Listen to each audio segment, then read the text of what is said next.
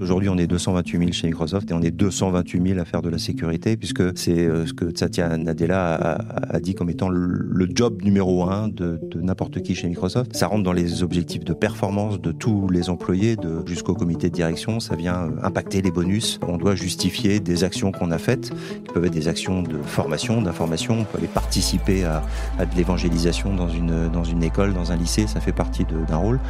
Comment est-ce qu'on a détecté éventuellement des problèmes de sécurité? Comment on en a parlé à un client ou un partenaire, ou comment on a accompagné un projet. Donc c'est vraiment l'affaire de tous, et je pense que ça c'est la posture que doivent aujourd'hui et demain prendre toutes les entreprises. C'est la sécurité, c'est l'affaire de tous.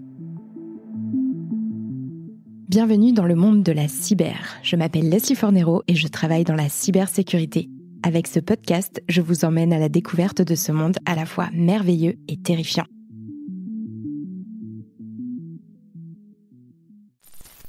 Bonjour à tous et bienvenue dans ce nouvel épisode du monde de la cyber. Aujourd'hui, je vous emmène à la découverte des coulisses de Microsoft France et je suis accompagnée de Barbara Mouard qui est aujourd'hui ma co-animatrice. Bonjour Barbara.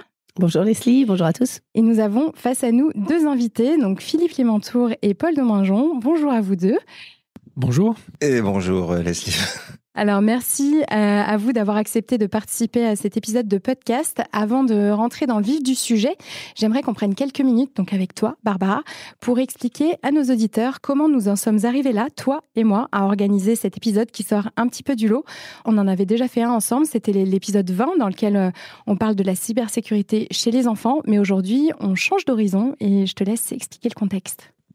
Alors bonjour à tous. En effet Leslie, je suis ravie d'être à tes côtés aujourd'hui pour co-présenter ce podcast. C'est une grande première pour moi comme pour toi.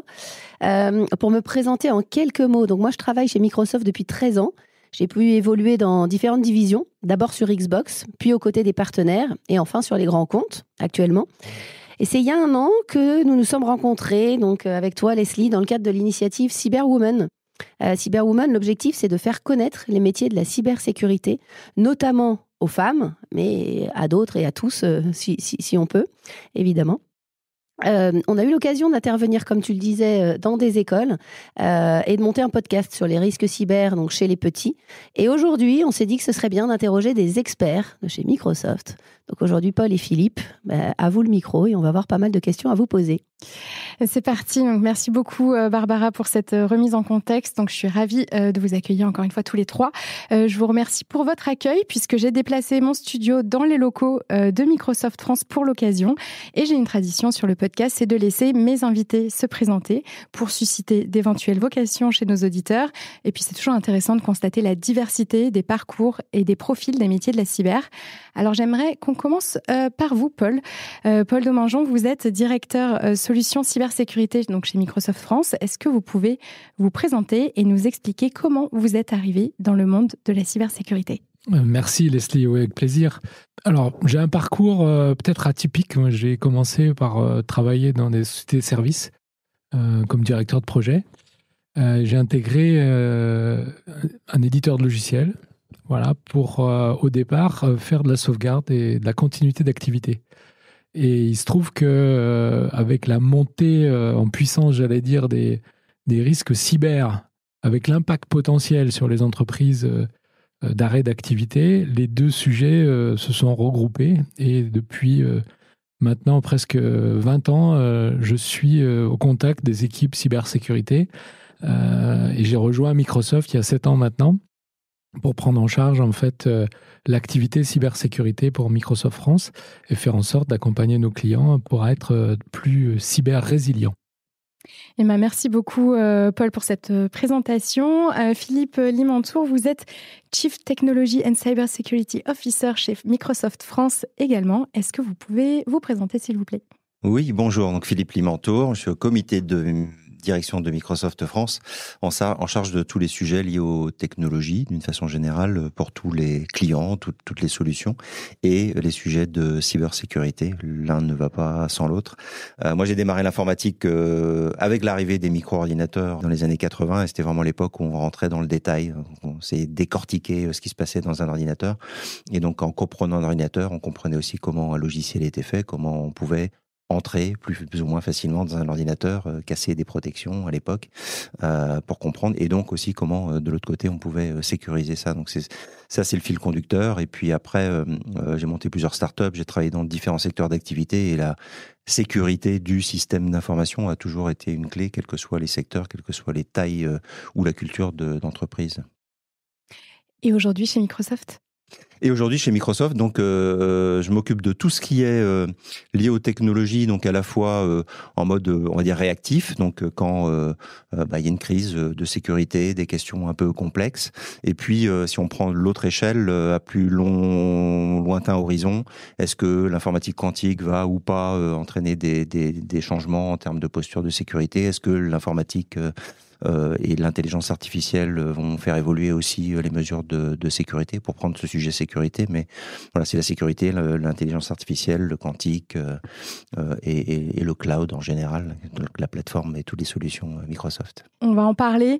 Je vous propose de rentrer dans le vif du sujet d'aujourd'hui et de commencer par présenter l'entreprise Microsoft tout simplement, et de revenir rapidement sur son histoire. Il faut savoir que Microsoft a été créé par Bill Gates et Paul Allen en 1975, donc c'était il y a exactement 50 ans cette année.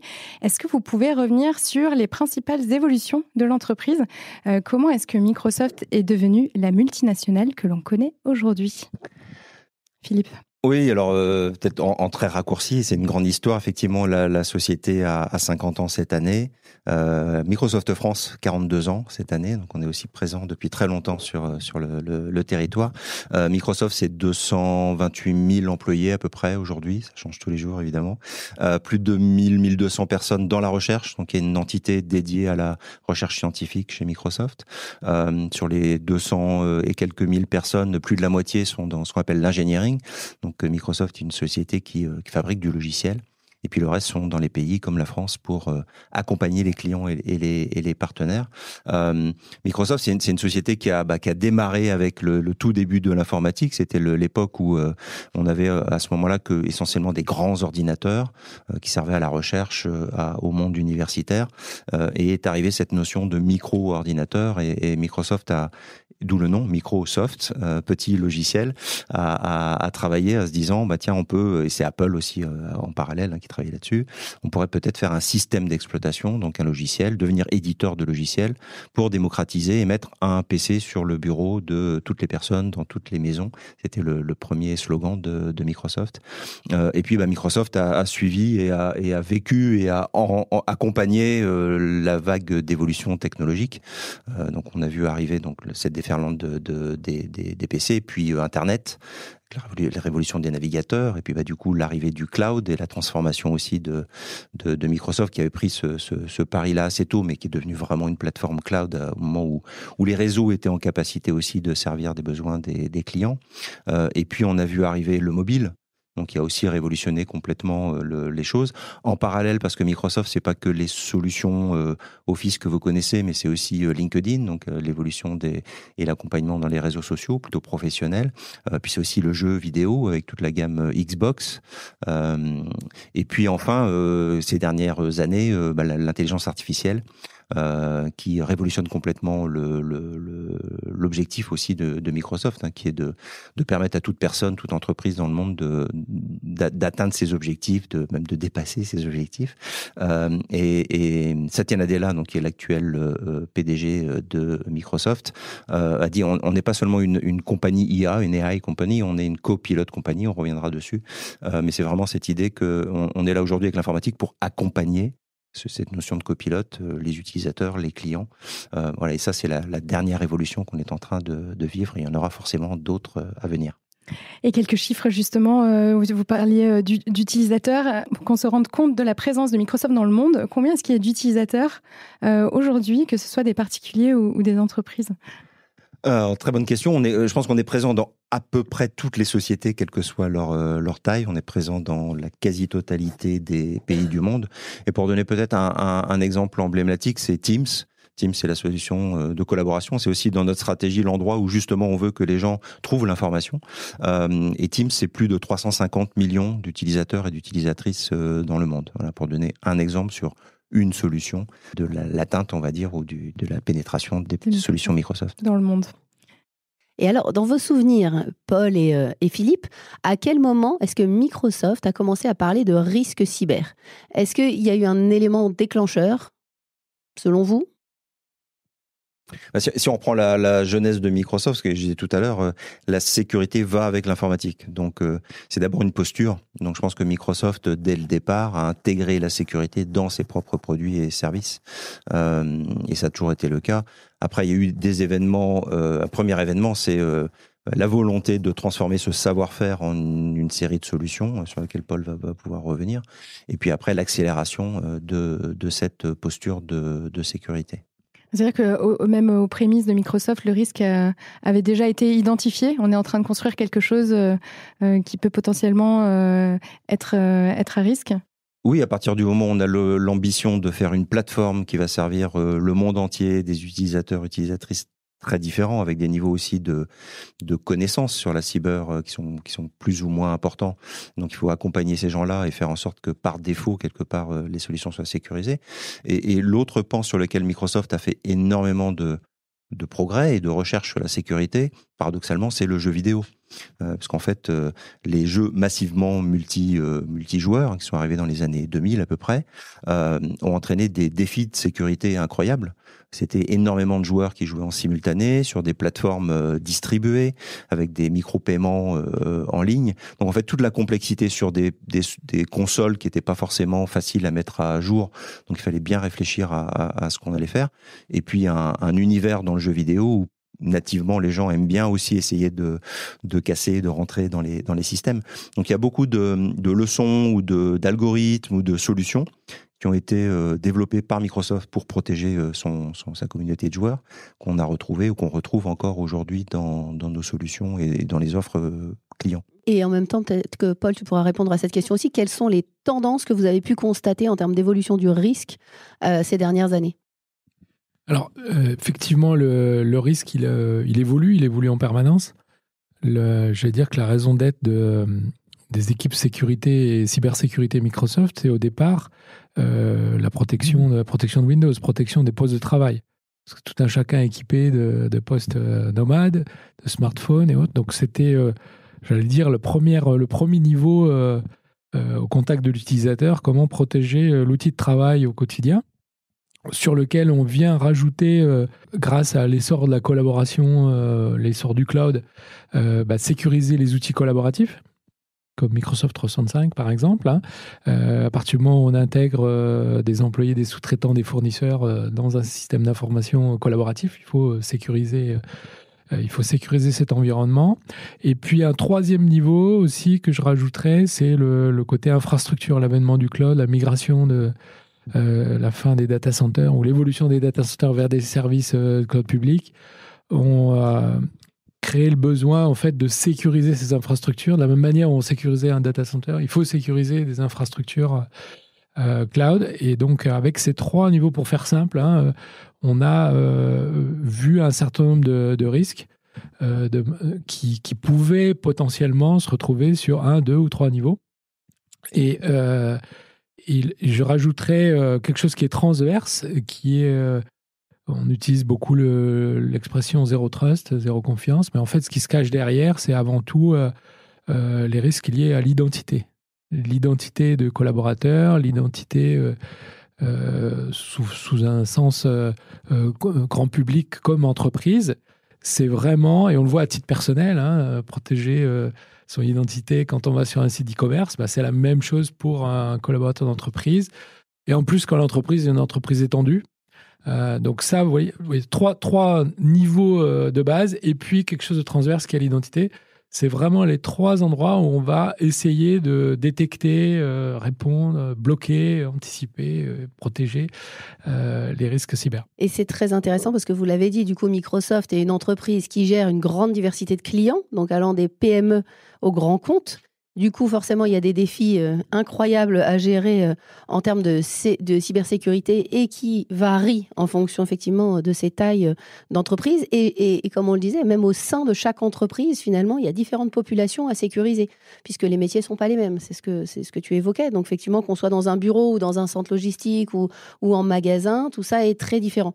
Donc, quels sont un peu répondu, mais les différents risques auxquels Microsoft est confronté aujourd'hui et comment est-ce que Microsoft arrive à y répondre? Alors, on a parlé des risques en général. Peut-être le risque, pour prendre le sujet de pourquoi ça s'accélère, le risque principal au niveau de Microsoft, notamment, c'est ce qu'on appelle les attaques des États-nations, c'est-à-dire des attaques de cybersécurité qui sont organisées ou soutenues par un certain nombre de pays. Et donc qui investissent massivement pour des raisons géopolitiques ou pour des raisons d'espionnage dans des équipes cyber avec énormément de moyens, énormément de connaissances et de capacités, et qui vont attaquer les entreprises, et pas seulement Microsoft, mais évidemment on a une surface d'exposition qui est importante. Et donc là, il faut mettre en face aussi des moyens adaptés, on va dire. C'est ce qui nous a conduit, nous, à lancer une initiative qu'on appelle SFI, Secure Future Initiative, alors qui s'appelle Future, mais qui est, voilà, parce que c'est un chemin continu, mais qui a 3 volets. Le premier, c'est de partir du principe qu'il faut sécuriser par défaut. Et donc un exemple, c'est aujourd'hui, on parle du MFA, donc l'authentification multifacteur, qui permet en partie de se protéger contre des attaques d'identité dont parlait Paul. On a instauré ce MFA, ce Multifactor Authentication, nativement et de façon obligatoire par défaut, donc par design, dans nos plateformes.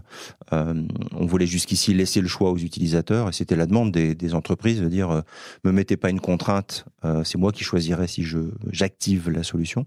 Maintenant, on est dans l'autre sens, qu'on appelle opt-out, donc on dit par défaut c'est sécurisé. Si vous voulez faire le choix d'être moins sécurisé, c'est votre choix. Mais le défaut est celui-là. Donc ça, c'est le premier point. Le deuxième point, c'est d'être... donc par design, c'est vraiment d'intégrer ces outils, ces solutions dans nos solutions. Par défaut, l'exemple que je viens de donner, c'est-à-dire de configurer correctement les choses et on les désactive si on n'en veut pas. Et le troisième point, c'est de contrôler. Et donc de s'assurer. Et là, on revient sur les capacités aussi. La faille, c'est souvent l'être humain. On a beau même être un expert, il y a des mails qui sont très bien faits, ce qu'on appelle du phishing. Donc on va cliquer, on est fatigué, on vient cliquer sur le truc, et puis hop, on a un logiciel malveillant qui s'est installé. Donc il faut qu'on surveille aussi différents signaux d'activité, et ça c'est le troisième point. Donc ça, au niveau de Microsoft, voilà, les attaques des États-nations, la sophistication des attaques aussi des groupes criminels, puisque les cyberattaques peuvent rapporter plus d'argent qu'un trafic de drogue, et en tout cas être peut-être moins impactante ou moins risquée pour les attaquants que ce type de trafic. Et puis la sophistication, parce qu'il y a beaucoup d'outils qui sont à disposition. Il faut, quand un attaquant rentre dans un système d'information aujourd'hui, il leur faut à peine plus d'1 heure pour s'infiltrer partout ailleurs dans l'entreprise. Donc c'est aussi une question de vitesse. Donc si on n'a pas, par design, par défaut, fermé les portes, et qu'on n'a pas des outils qui sont capables de donner des alarmes extrêmement rapidement, on est à peu près sûr que si quelqu'un arrive à rentrer, on s'en apercevra beaucoup, beaucoup trop tard. D'où je reviens sur le terme qu'a mentionné tout à l'heure Paul, la politique Zero Trust, qui en fait consiste dans tout ce que vous venez d'expliquer tous les deux. Oui, c'est ça. C'est pas faire confiance par défaut un système d'information. C'est une collection de plein d'objets, plein de satellites, plein de choses qui communiquent entre elles, dont des êtres humains, et donc pas faire confiance quand un système parle à un autre, ou quand un être humain parle à un système, ou quand quelqu'un clique sur un élément, ou quand on reçoit un élément. Et donc ça passe aussi par de la culture. Donc c'est pas que de la technologie, c'est aussi beaucoup d'informations, d'acculturation, de tests. Et donc on a des campagnes de phishing, un peu comme toutes les entreprises. On reçoit de temps en temps des mails très bien faits. Et puis si on est bien attentif, on va cliquer sur un bouton qui permet d'alerter nos équipes de sécurité. Puis on va recevoir un mail félicitations avec un petit logo sympa. Sinon on va dire attention, voilà les signaux que tu aurais dû détecter. Parce qu'il suffit d'une personne qui clique. On est 230 000 dans le monde. Voilà. Et pareil chez nos clients. Merci. Du coup, vous l'avez dit, Microsoft parvient à sécuriser à la fois les identités, les documents, les devices. Du coup, en quelques mots, est-ce que vous pouvez nous expliquer un petit peu la couverture de l'offre Microsoft en termes de cybersécurité ? Alors oui, Philippe a mentionné comment Microsoft sécurise Microsoft en termes d'infrastructure cloud. Et quand on parle d'infrastructure cloud, on parle de responsabilité partagée. En fait, il y a une responsabilité de Microsoft pour pouvoir sécuriser au cas où des attaquants viendraient à cibler l'entreprise Microsoft, mais il y a aussi la protection des entreprises, des clients de Microsoft, et là qui est du ressort de l'entreprise qui va elle-même devoir s'équiper. Donc il y a vraiment deux parties. Et sur cette deuxième partie, Microsoft a pris le parti de fournir des solutions pour permettre de protéger les données des entreprises, des infrastructures des entreprises, les éléments qui sont en dehors du contexte du cloud public que l'on opère. Et c'est là-dessus c'est sur cette promesse, j'allais dire que j'ai rejoint l'entreprise, moi, parce que je croyais au fait que la multiplicité des menaces, l'évolution des risques, la sophistication, le seul moyen de pouvoir répondre, c'était d'avoir une approche intégrée. On ne fait pas la sécurité décorrélée des outils collaboratifs ou décorrélés des postes de travail que l'on a fait le choix d'acquérir. Donc en clair, la sécurité au plus proche de Windows, la sécurité au plus proche de Microsoft 365 et des outils collaboratifs, la sécurité au plus proche d'Azure, c'est quelque chose qui fait sens. Et c'est ça, finalement, la promesse en termes de solutions et d'approche, c'est de dire que pour pouvoir protéger efficacement ces éléments-là, il faut être intégré au plus proche de l'infrastructure et au plus proche des outils. Et donc, si je résume en fait les solutions, j'allais dire en une phrase toute simple, c'est que on crée ce qu'on appelle une plateforme de sécurité intégrée qui va permettre de protéger les infrastructures, les postes de travail et les données de l'entreprise avec un système par couche, puisque c'est le principe du Zero Trust. À partir du moment où on bloque en amont au niveau des identités, on empêche un premier niveau. On a la protection au niveau des outils de poste de travail, un deuxième niveau, protection au niveau des applications, protection de l'infrastructure. Et tout ça pour éviter, j'allais dire, de cibler le nerf de la guerre, qui est la donnée. On le voit sur les fuites de données récentes. Pas besoin il suffit de regarder le JT de 20 heures. On voit toutes les semaines, en fait, une énième attaque, fuite de données. Voilà, ce qui intéresse les attaquants, c'est la donnée. D'accord ? Tout le reste vont être des moyens qui vont être mis en œuvre, rançongiciel et autres, pour aller chiffrer des données, demander une rançon, pour aller publier sur le dark web une base de clients, voilà, et faire de l'argent. Donc, du coup, quand on a isolé le côté État-nation qu'on a décrit tout à l'heure, il y a la vraie vie de l'écosystème des bad guys, j'allais dire, qui en veulent aux données des entreprises pour pouvoir ensuite monétiser. Voilà. Donc, on essaye de repousser, et ce qu'on disait tout à l'heure, c'est un peu le jeu du chat et de la souris, c'est-à-dire qu'en fait, voilà, la nouvelle technique, la nouvelle sophistication, il faut s'y préparer. Donc, en fait, on est amené en permanence à suivre l'état des risques, l'état des menaces, les nouvelles tentatives d'attaque pour, de manière le plus dynamique possible, offrir les meilleures protections, les meilleures solutions pour pouvoir y faire face. Et justement, dans l'organisation des équipes cyber depuis plusieurs années, est-ce que vous avez vu une évolution de la manière dont est gérée, même au sein de Microsoft, cette gestion du risque ?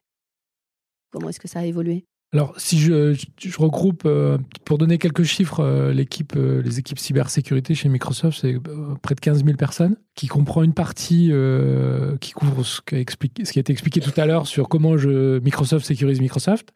Encore, il y a une partie sécurité opérationnelle.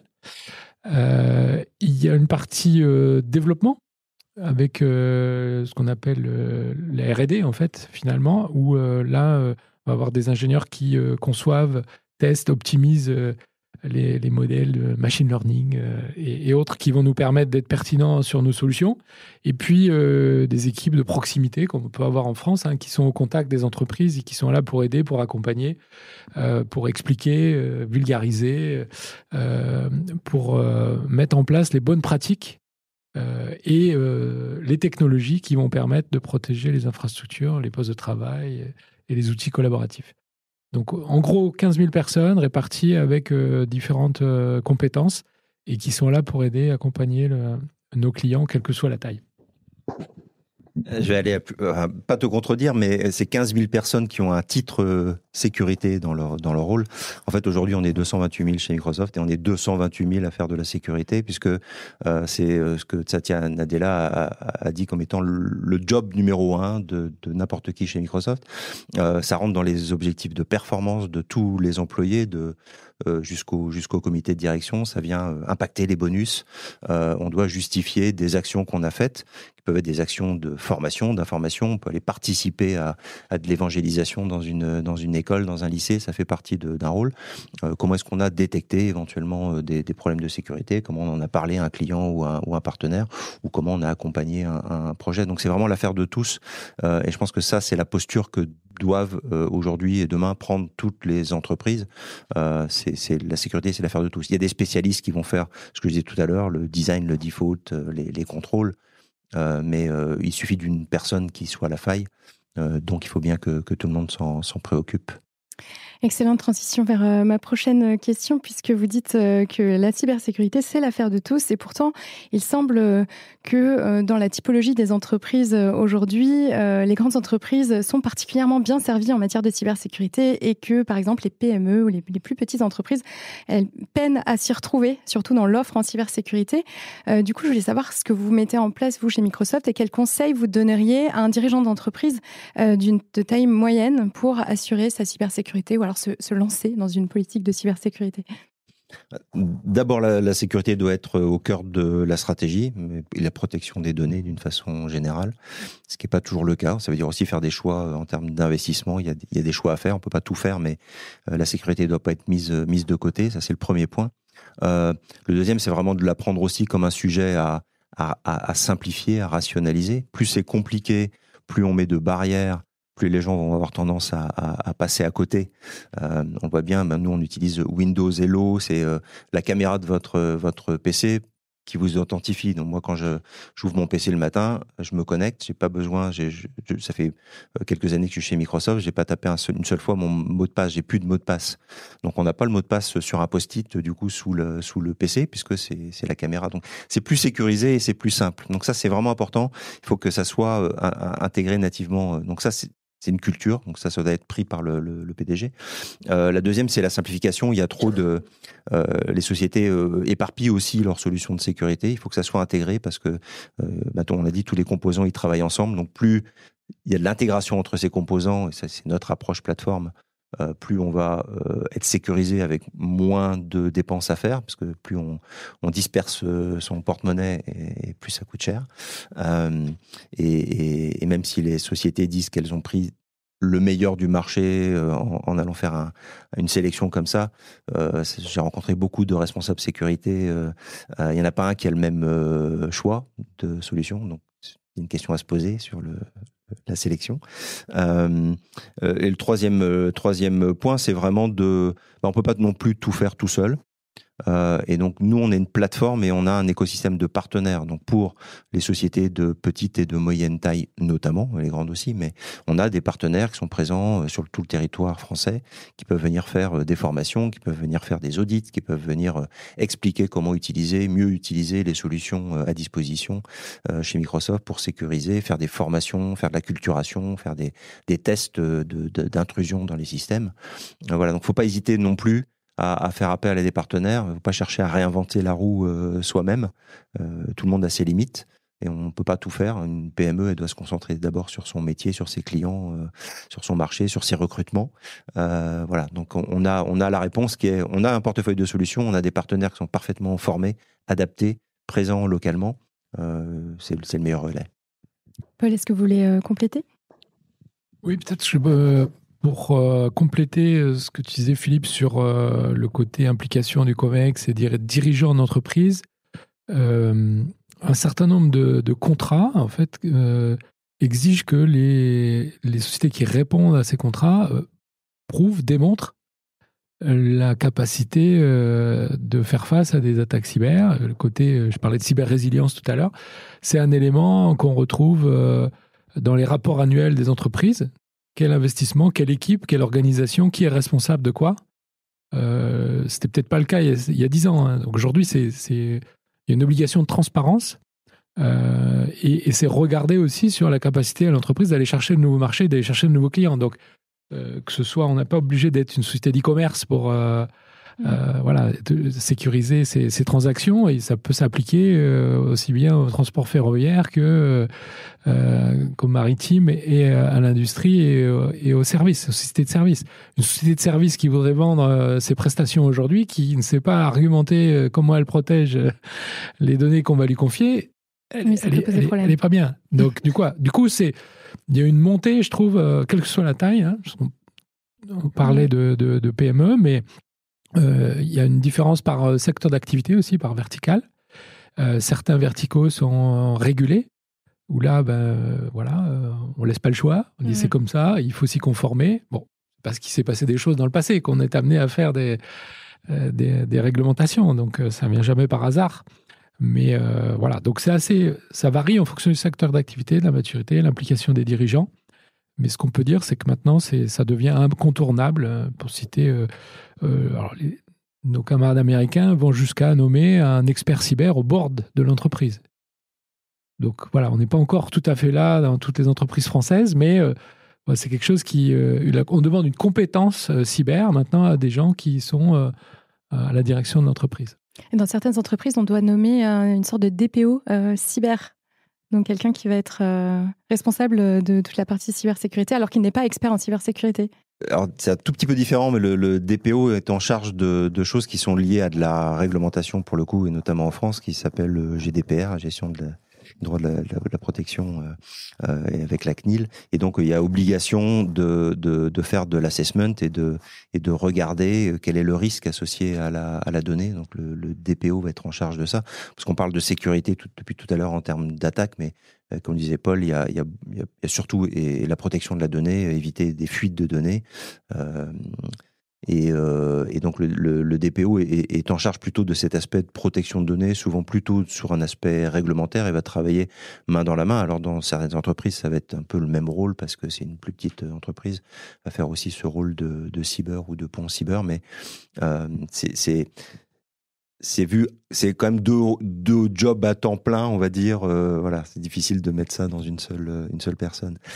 Et pour revenir sur votre question sur les PME aussi, je pense qu'il y a eu une croyance, je pense qu'il y en a encore, que les problèmes d'attaque de sécurité ou de piratage ou d'espionnage, c'est que l'affaire des grandes boîtes. Aujourd'hui, les groupes, ils ont très bien compris que ils font plus d'argent plus facilement en allant faire 1 million de ransomware à 10 000 euros ou à 5 000 euros sur des startups et des PME, que d'essayer d'aller attaquer la grosse boîte. Voilà, c'est plus facile d'aller piquer le portefeuille dans la rue, dans la foule, que d'aller voler la Banque de France. Et donc la sécurité est dans une petite et une moyenne entreprise.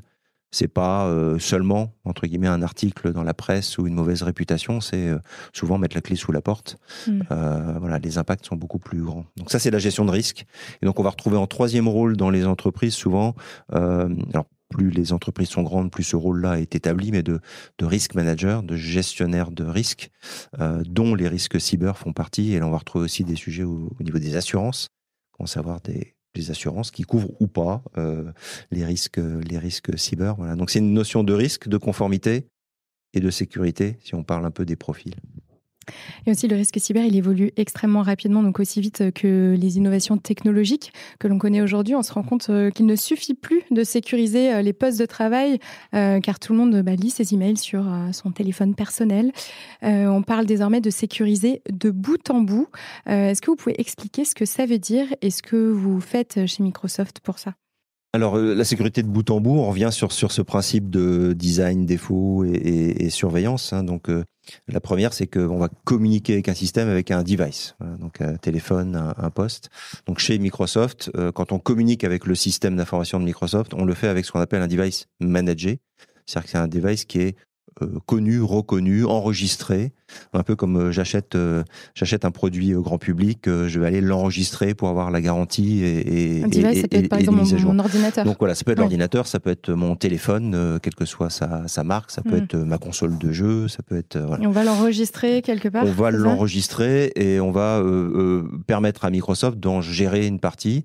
Donc c'est de la surveillance, c'est-à-dire que au moment où je me connecte avec mon ordinateur, comme il est géré, il est connu, il est managé, Microsoft, avant de m'autoriser, ça se fait en un pouillème de seconde, mais avant de m'autoriser à me connecter, va vérifier que c'est bien mon ordinateur, qu'il n'a pas été usurpé, que le système, que les patchs de sécurité qui sont parus la veille sont bien installés, sinon il va les installer avant que je puisse faire quoi que ce soit.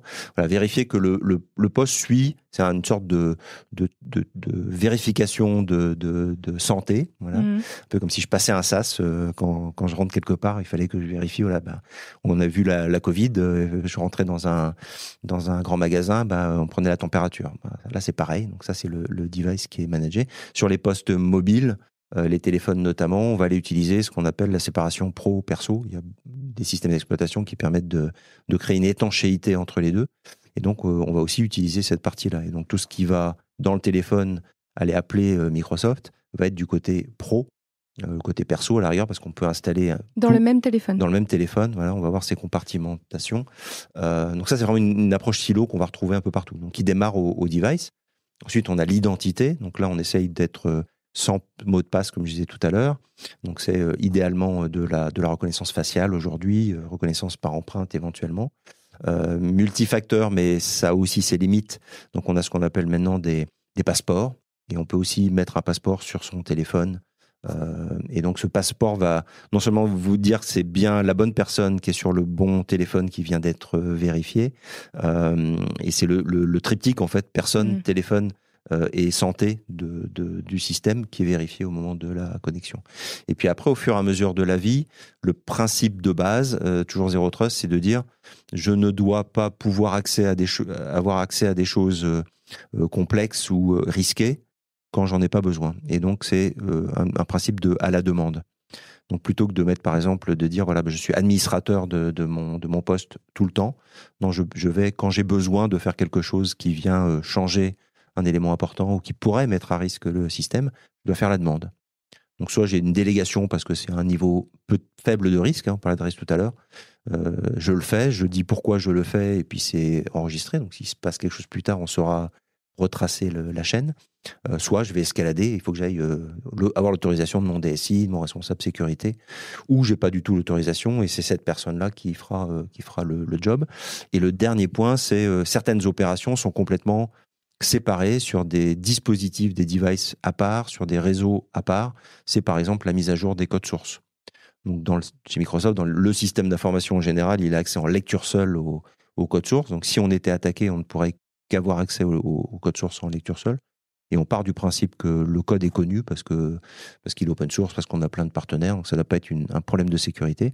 Par contre, la mise à jour du code, donc la capacité de mettre quelque chose de malveillant, ça ne peut se faire que si on a été physiquement dans des pièces particulières, se connecter avec des PC particuliers sur des réseaux particuliers qui sont complètement fermés, complètement coupés du monde entier. Voilà un peu les exemples des différents niveaux de sécurisation, on va dire, qu'on va retrouver dans un système comme le nôtre.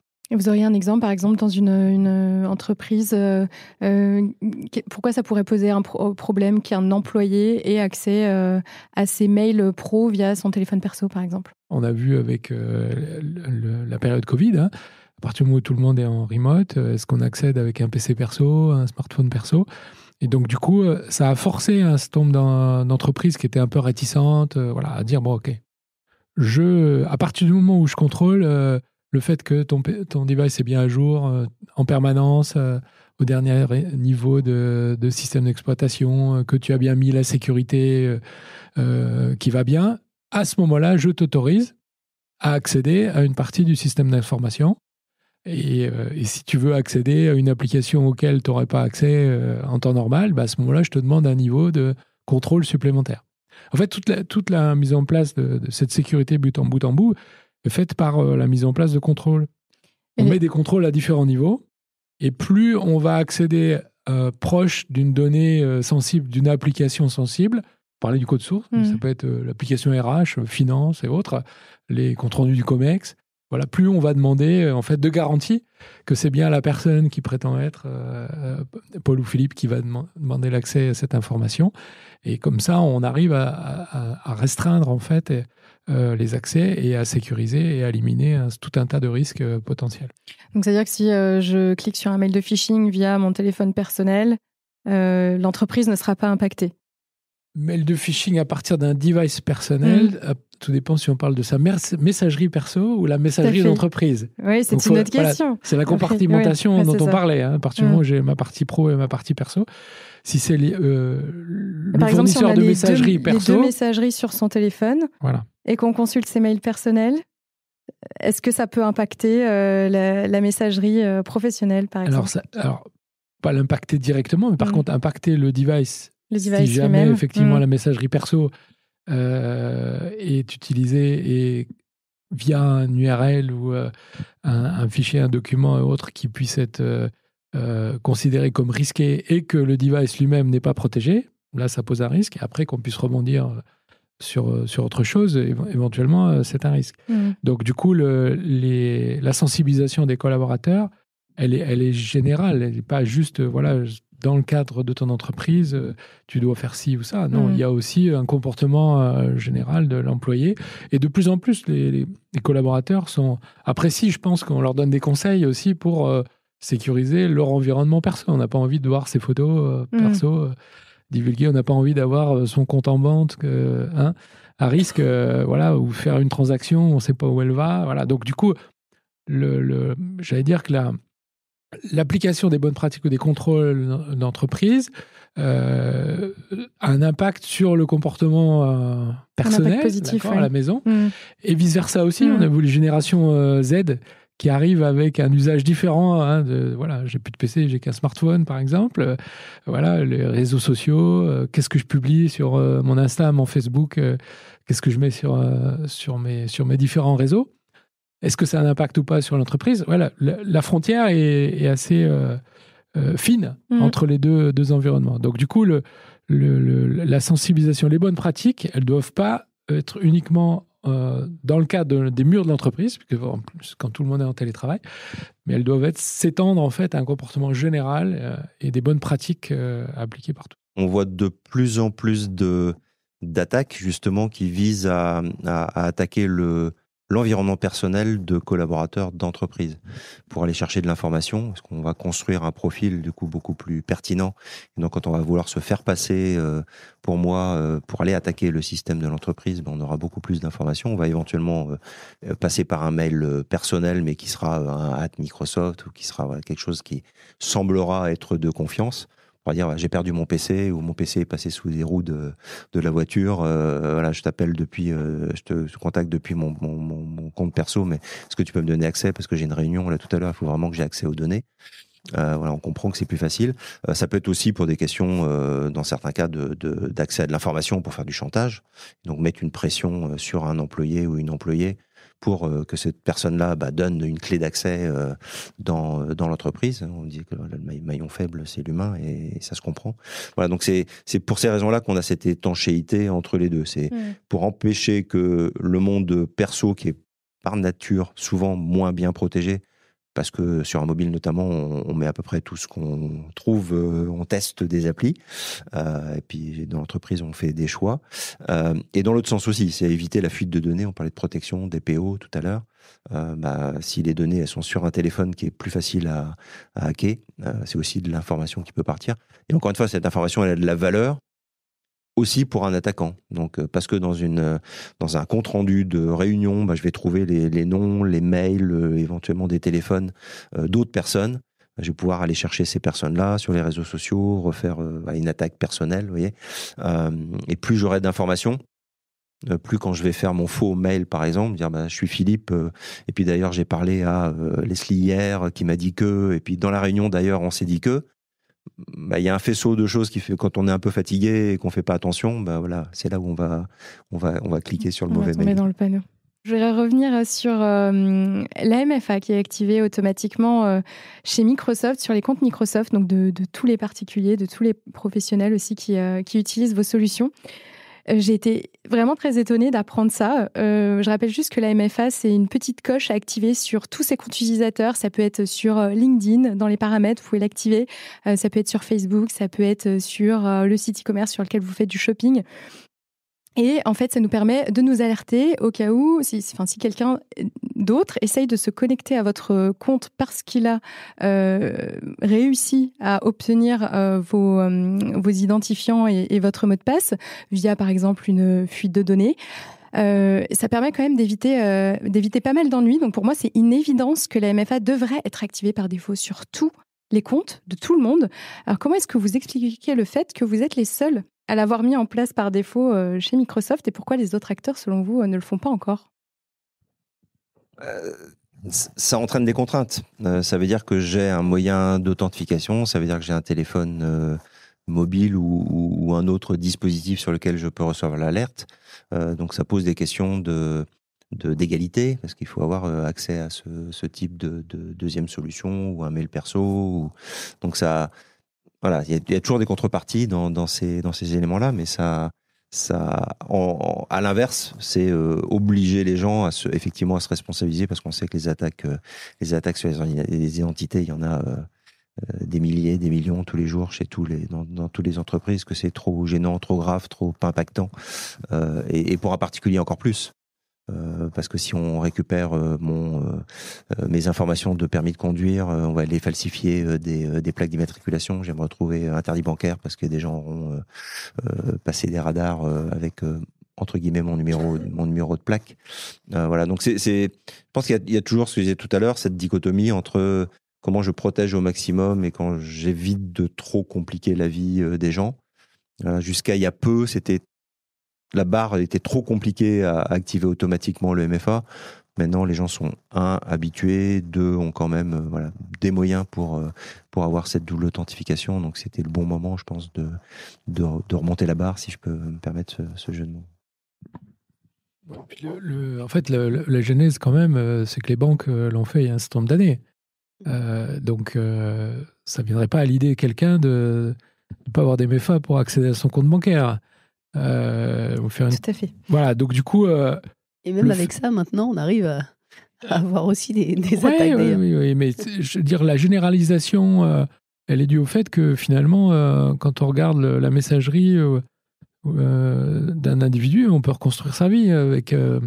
on stocke tout sur ces environnements collaboratifs. Donc du coup, le côté critique, en fait, de l'accès, l'usurpation pour accéder, en fait, à son environnement où on stocke ses photos, enfin titre perso, voilà, et tout son historique, ou comme dans l'entreprise, accéder à tous les documents qu'on a générés, accéder depuis qu'on est rentré dans l'entreprise et les applications, ça veut vraiment dire quelque chose. Et donc du coup, il y a un moment où on rend plus ça optionnel mais obligatoire, et finalement on augmente j'allais dire, alors la baseline, j'ai du mal à traduire en français, vous me pardonnez, mais on fait un seuil, en fait, où on élève tout l'écosystème d'un coup.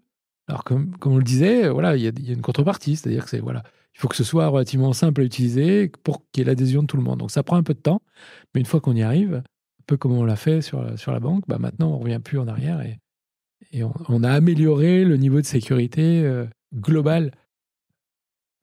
Et bravo à vous, en tout cas, pour cette initiative. Et peut-être le prochain combat, mais ça, c'est pas forcément pour Microsoft, mais c'est que les utilisateurs, les utilisatrices utilisent les coffres-forts de clés. Il y a plein de logiciels gratuits pour faire ça. Il n'y a rien de pire que d'utiliser le même mot de passe. Quand en plus il est simple, c'est terrible, mais le même mot de passe sur tous les comptes. Et Dieu sait qu'on a, moi je dois avoir, je sais pas, 100 ou 200 identifiants sans doute que j'utilise plus ou moins fréquemment. Il faut un mot de passe différent par compte, on va dire. Et donc ça, si on n'a pas un coffre, alors oui, ça pose la question du coffre. Toujours pareil, il faut que le coffre lui-même soit protégé et bien. Et puis si on perd la clé, là, on perd tous ses mots de passe. Mais c'est vraiment important. Ça, il faut vraiment que les éditeurs, auditrices l'entendent. Surtout pas ni de mots de passe simples, mais surtout pas les mêmes mots de passe. Je me fais priquer une fois. Là, vous aurez peut-être votre MFA qui va sonner, mais comme il va sonner 10 000 fois, au bout d'un moment, ce qu'on appelle l'attaque par fatigue, on finit par cliquer, par autoriser. Et puis, voilà. La fameuse attaque du beurre. Le message est passé. Je vais faire une petite transition avec l'arrivée de l'intelligence artificielle. C'est quand même le sujet d'actualité en ce moment, notamment d'ailleurs chez Microsoft avec l'arrivée de Copilot. Alors, est-ce que déjà vous pouvez nous expliquer ce que c'est que Copilot, en quoi ça consiste, et puis nous dire aussi ce que l'intelligence artificielle va changer, ou est-ce qu'il n'y aura pas de changement, je ne sais pas, mais par rapport à la cybersécurité, notre approche, et comment les choses doivent être abordées dans ce nouveau contexte. Alors, premier point, c'est que l'intelligence artificielle, elle permet finalement deux choses. Elle permet à une personne de mieux communiquer avec un système d'information. Et donc, si je suis dans une posture d'expert de cybersécurité, j'ai besoin de comprendre rapidement ce qui se passe, et ça, c'est complexe. Et donc, plutôt que de regarder 15 000 écrans, si j'ai un texte résumé dans ma langue, dans mon vocabulaire, qui me présente les choses très simplement, je vais gagner du temps. J'ai dit tout à l'heure, il faut environ 1 heure pour qu'un attaquant qui est rentré quelque part aille ailleurs dans l'entreprise. Donc, il faut aller vite. Donc ça, c'est le premier point, c'est cette capacité de l'intelligence artificielle à mieux communiquer de l'information. Deuxième, c'est dans l'autre sens, je parlais de contrôle tout à l'heure, ces nouvelles IA, comme elles sont capables de comprendre maintenant aussi ce que font les gens quand ils interagissent ou elles interagissent en langage naturel. Jusqu'ici, si je clique, le clic à un ordinateur, jusqu'ici, ça veut dire si j'avais cliqué sur la bonne case, par exemple, ou pas. Mais il y a beaucoup de processus dans l'entreprise où j'échange des mails, j'échange de l'information, j'écris quelque chose. Et ça, l'intelligence artificielle, maintenant, c'est le comprendre. Et donc, l'intelligence artificielle, c'est nous aider à automatiser la vérification de risque. On parlait de risque tout à l'heure. Sur tous ces bouts de processus qui étaient complètement dans le noir jusqu'ici, en fait. Donc, l'IA nous amène une lampe torche qui nous permet de mieux comprendre ce qui se passe et d'amener des signaux supplémentaires. Et puis, de l'autre côté, elle permet d'utiliser tous ces signaux-là pour éclairer notre lanterne et permettre de réagir à la bonne vitesse. Voilà, c'est ça les deux grandes utilisations de l'IA aujourd'hui dans le domaine de la sécurité. D'un point de vue plus opérationnel, j'allais dire, il y a un défi auquel a à faire face en fait toute équipe cybersécurité aujourd'hui, c'est de traiter un grand volume d'informations. On parle de signaux d'informations, de milliards de signaux d'informations, on parle de nouvelles attaques en permanence. Voilà. C'est retrouver parmi tous ces signaux, trier ce qui est ce qu'on appelle du faux positif, c'est quelque chose qui sonne, mais en fait, c'est pas vraiment important. Voilà, de vraiment ce qui est critique et qu'il va falloir résoudre très rapidement et concentrer ses efforts et se focaliser. C'est vraiment un challenge. Et là, l'IA peut aider. Je pense à aller prioriser en fait les actions. Et on parlait de bout en bout tout à l'heure, hein, c'est sur toute la chaîne, tous les contrôles qu'on peut mettre en place, comment avoir une vue d'ensemble. Et donc, on a aussi un copilote pour les équipes sécurité qui joue le rôle d'assistant, finalement, pour les aider à gagner en pertinence, en rapidité et d'aller droit au but, en fait, pour investiguer et faire en sorte de stopper, de détecter, de stopper, de remédier à une attaque éventuelle. Donc ça, c'est un angle sur lequel on travaille et qui va continuer à évoluer parce que, bien entendu, on a parlé tout à l'heure de compétences. Hein, un problème qui est récurrent, c'est je dirais le manque d'expertise, le manque d'experts en fait dans le monde de la cyber. On y travaille sur un certain nombre d'initiatives, mais comment est-ce qu'on peut faire pour incorporer un nouveau collaborateur dans les équipes sécurité et faire en sorte qu'il puisse réutiliser le travail d'analystes plus expérimentés. C'est aussi un endroit où l'IA va nous aider à passer la main et à formater en fait des requêtes qui vont être partagées à un ensemble de collaborateurs dans l'entreprise. Donc voilà, un certain nombre de pistes. On est au début, hein, voilà, faut pas se le cacher. On apprend, les modèles évoluent rapidement. On a vu la rapidité d'évolution sur ces derniers mois. Donc, on essaie de trouver des pistes, des cas d'usage qui permettent d'aider les équipes cyber à être plus efficaces. Et justement, si on se projette un peu dans le futur, quelles seraient vos prévisions là, pour l'évolution des pratiques de cybersécurité d'ici 5 ou 10 ans ? Comment vous voyez les choses ? Je pense qu'on va aller vers plus de simplicité parce que l'intelligence artificielle va aussi simplifier l'usage lui-même de l'informatique. Et tout ce qui est complexité introduit du risque. Si j'ai un menu avec 50 boutons, 50 sous-menus, plein de clics à faire partout, j'ai plus de fatigue et plus de capacité à faire du risque. Si j'ai demain une interface et que je parle à mon ordinateur, j'ai moins de chances de faire des bêtises et j'ai plus de possibilités que la solution ou l'IA derrière contrôle, gère les risques. Donc je pense que ça c'est le premier point. Le deuxième après, c'est que sans doute les technologies vont évoluer. On voit qu'il y a une complexification des attaques qui est grandissante et que seul l'IA à un moment donné va être capable d'aller détecter ces petits signaux qui permettent de comprendre qu'il est en train de se passer quelque chose avant qu'il soit trop tard. Donc on va être dans un monde où on aura une meilleure visibilité, moins de complexité, donc moins de risques. Après, on va évidemment faire exploser aussi les communications, les services. Donc toujours un équilibre à trouver entre les deux. Et plus de législation ? Je sais pas si on peut en faire beaucoup plus qu'on en a aujourd'hui. Non, mais on en a déjà beaucoup. Mais j'espère plus de simplification parce que l'IA va nous permettre peut-être aussi de mieux comprendre les adhérences entre les différentes, chaque pays, chaque entité y va de sa réglementation. Il y a beaucoup de zones qui se recoupent ou pas, qui sont pas contradictoires, mais en tout cas difficiles à mettre ensemble. Donc là, l'IA devrait aussi nous aider à y voir un peu plus clair, à simplifier les choses. Après, on va dans des tendances aujourd'hui, si on parle de risque ou un peu de repliement, de recentrement géopolitiquement. Donc aussi une tendance à plutôt avoir des législations et des réglementations qui se distinguent les unes des autres. Voilà, donc on a une capacité à faire plus simple. Pas sûr que, en tout cas, à court moyen terme, le paysage soit plus simple qu'il ne pourrait être. Peut-être rajouter quelque chose sur alors pas un horizon 10 ans, mais peut-être 3-5 ans pour être plus proche de nous. De par cette initiative Security Job Number One chez Microsoft, on est beaucoup sollicité par les entreprises qui se disent mais comment est-ce que je pourrais faire pour m'inspirer de ce que vous faites, puisque on avait vraiment une séparation entre l'équipe cyber et puis l'équipe IT et le reste de l'entreprise.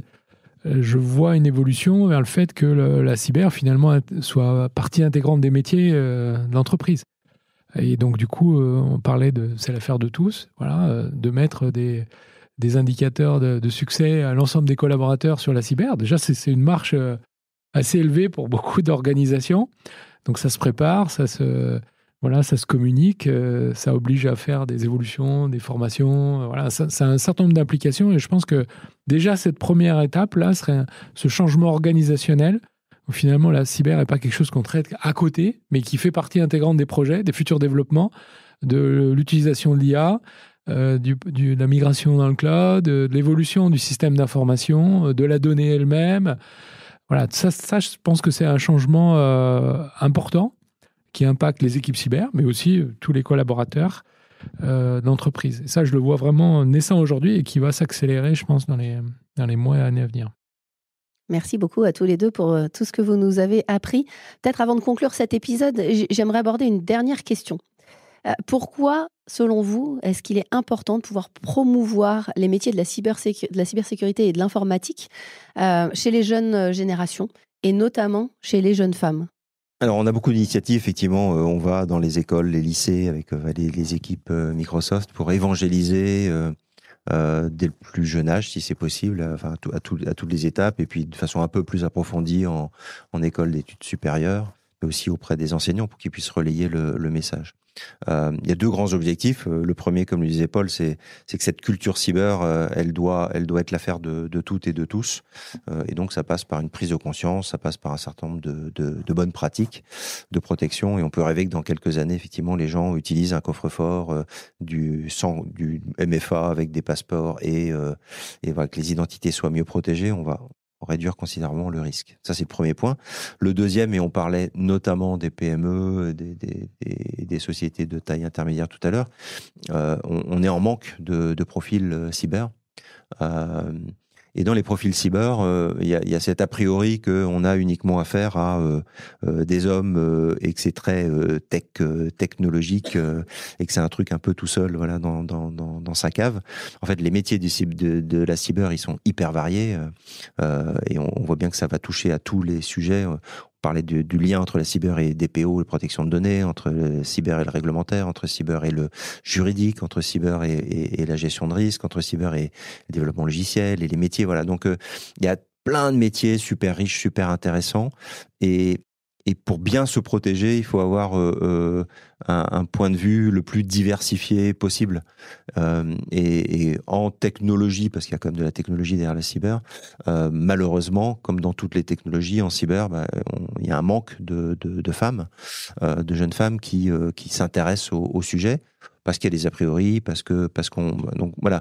Donc on vient aussi évangéliser. On a des programmes alors dans les écoles, les lycées, mais c'est aussi par exemple chez Microsoft, on a depuis 3 ans une promotion appelée Cyber Woman, mais pour sensibiliser au métier. Et donc dans cette promotion, il y a des femmes, des jeunes femmes qui suivent un track, on va dire un parcours assez techniques et qui vont avoir des certifications, qui vont devenir, on va dire, ingénieurs cyber. On fait partie du coup, Leslie et moi. au sens où on peut l'entendre. Et puis il y en a d'autres qui vont faire de la gestion de projet cyber, il y en a d'autres qui vont faire de l'acculturation cyber. Voilà, donc on n'est pas obligé d'avoir un profil hyper tech pour faire. Nous, on fait des podcasts. Voilà. Et du coup, en donc conclusion, la cyber amène à tout, comme vous pouvez le voir. Non, mais si vous aviez un mot à communiquer aux jeunes, justement, à ces jeunes femmes et même aux jeunes en général sur les métiers de la cyber, parce que c'est vrai qu'ils se posent beaucoup de questions sur est-ce qu'il faut être technique, est-ce qu'il faut avoir fait telle ou telle formation. En fait, si je me trompe pas, c'est que tout le monde finalement peut au quotidien faire valoir ses compétences en cybersécurité. Il y a tous les chemins, tous les métiers, je pense, dans la cyber. Ça, c'est le premier point. Le deuxième, c'est quand même un métier d'avenir, je dirais malheureusement, parce que on l'a vu, les risques vont continuer et l'informatique n'est pas prête de disparaître. Donc, et il y a une très très forte demande, notamment dans le tissu PME, et beaucoup de jeunes qui ont aussi envie de rester ou d'aller dans des régions et pas seulement à Paris dans des grandes tours, dans des grandes entreprises. Donc je pense qu'il y a des opportunités aussi d'équilibre vie perso et vie pro dans le métier de la cyber. Voilà, donc suffit d'être passionné, je dirais. C'est un métier aussi qui va évoluer. On a parlé de l'intelligence artificielle tout à l'heure, où il y a peut-être plus encore que dans beaucoup d'autres, de possibilités de bifurquer, de changer, d'évoluer au cours de sa carrière. Donc c'est pas quelque chose de fermé. On va pas se retrouver dans un truc très très siloté. Ça ouvre des perspectives et puis après évidemment l'international, les choses comme ça. Je pense que c'est passionnant et démarrer aujourd'hui dans la cyber. On se donne un horizon passionnant à venir et beaucoup plus ouvert et beaucoup plus riche sans doute que dans d'autres secteurs. Je confirme qu'on ne s'ennuie pas. Paul, vous voulez compléter ? Oui, peut-être un peu les deux mots que j'utilise en fait dans les questionnaires et dans les interviews en fait de recrutement. C'est en numéro 1 passionné. On évalue les gens qui sont habités, j'allais dire, par ce qu'ils ont envie de faire. Et puis le deuxième mot, c'est curiosité. Pour être dans la cyber, il faut être curieux. Il faut aller chercher derrière ce qui se cache, l'intention le risque que les autres n'auraient pas vu. Comment est-ce qu'on va anticiper, avoir un coup d'avance. Voilà, faut avoir vraiment. C'est quelque chose qui se travaille aussi, hein, mais faut quand même avoir une dose de curiosité pour réussir. Donc passionné et curiosité, passion et curiosité, j'allais dire que ce sont les deux mots et deux conseils peut-être qu'on pourrait donner. Merci beaucoup. C'est le mot de la fin. Du coup, je confirme que cet épisode n'a pas été enregistré dans la cave de chez Microsoft France, mais il y a bien de la lumière où nous sommes dans cette magnifique salle de réunion. Merci beaucoup Philippe Limantour et Paul Dominjon d'avoir pris le temps de répondre à toutes nos questions. Merci Barbara d'avoir été ma co-animatrice pour cet épisode. C'est la première fois que je faisais ça et franchement, c'était un vrai plaisir. Un grand merci également évidemment à Microsoft France d'avoir accueilli le podcast dans ses locaux et à vous, chers auditeurs. Je vous donne rendez-vous très vite pour un nouvel épisode dans le monde de la cyber. À bientôt. À bientôt. À très bientôt. Merci beaucoup. Merci beaucoup. À très bientôt. Merci à tous d'avoir suivi cet épisode du Monde de la Cyber. Si vous êtes arrivés jusqu'ici, c'est que vous commencez à bien accrocher à ce podcast. Alors si vous voulez découvrir les coulisses et être au courant de toutes les actus, je vous donne rendez-vous sur notre compte Instagram, Le Monde de la Cyber. Et n'hésitez pas aussi à vous abonner au podcast et à me laisser un petit commentaire sur Spotify ou Apple Podcast. Ça m'aide beaucoup à faire grandir le projet et ça me fait super plaisir de lire tous vos petits messages. Merci à vous et à très vite dans Le Monde de la Cyber.